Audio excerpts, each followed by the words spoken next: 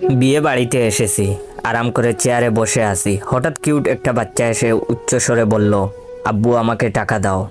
বাচ্চাটার কথা শুনে আতঙ্কে উঠলাম। চোখ কপালে তুলে বাচ্চা ছেলেটার দিকে তাকিয়ে রইলাম।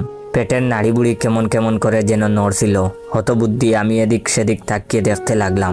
আর মনে মনে ভাবলাম, বাচ্চাটা কার হতে পারে? সত্যি সত্যি আমাকে কি আব্বু বলে ডাকছে সে? বিয়েই করতে পারলাম না, এর আগে বাবা হলাম কেমনে?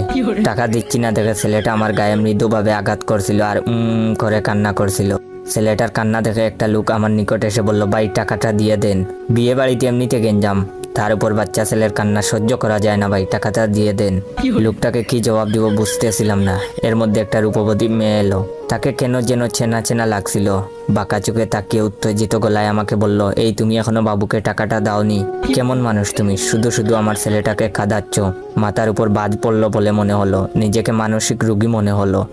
ভাবলাম কবে পাবনা থেকে ছাড়া পেয়েছি, কবেই বা পাগল হয়েছিলাম, নাকি মেয়েটা আর ছেলেটা সহ পাগল। মেয়েটাকে কিছু না বলে চেয়ার ছেড়ে বন্ধুর রুমে গেলাম, কিন্তু একটু পরেই দেখি সেই মেয়েটা এসে হাজির। এসেই খেপা বাঘিনীর মতো রূপ নিয়ে চেঁচিয়ে বলতে লাগলো, কিপটামি কবে দূর হবে তোমার? সব জায়গাতে কিপটামা কিন্তু চলবে না। তাড়াতাড়ি টাকা বের করতে বলছি, বের করো। আমার হয়ে বন্ধু বলে উঠলো, আপু কি শুরু করছিস এগুলো?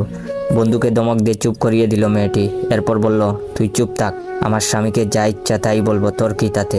আমি বন্ধুর দিকে ভূত দেখার মতো করে তাকিয়ে রইলাম, বন্ধুও আমার দিকে। বাধ্য হয়ে পকেট থেকে 10 টাকা বের করে দিলাম।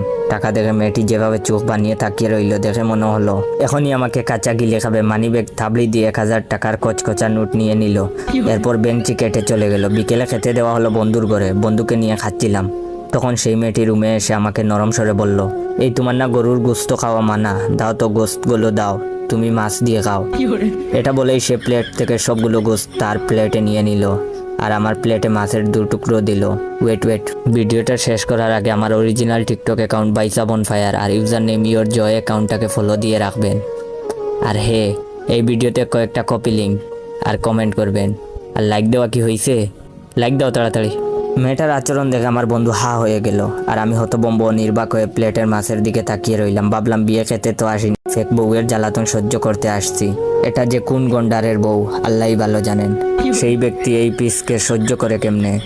সন্ধ্যা পর মেয়েটা আমার হাত ধরে বরপক্ষের মেয়েদের আত্মীয়দের সাথে পরিচয় করিয়ে দিল। বলল, এটা আমার স্বামী, 6 মাস হলো বিয়ে করছি। সে আমেরিকাতে ইঞ্জিনিয়ারিং কাজে ব্যস্ত থাকে। আমার খালাতো বোনের বিয়ে খেতে আসছে ছুটি নিয়ে। মেয়েটার চাপাবাজি শুনে মাথা বন বন করছিল, চরকির মতো ঘুরছিল।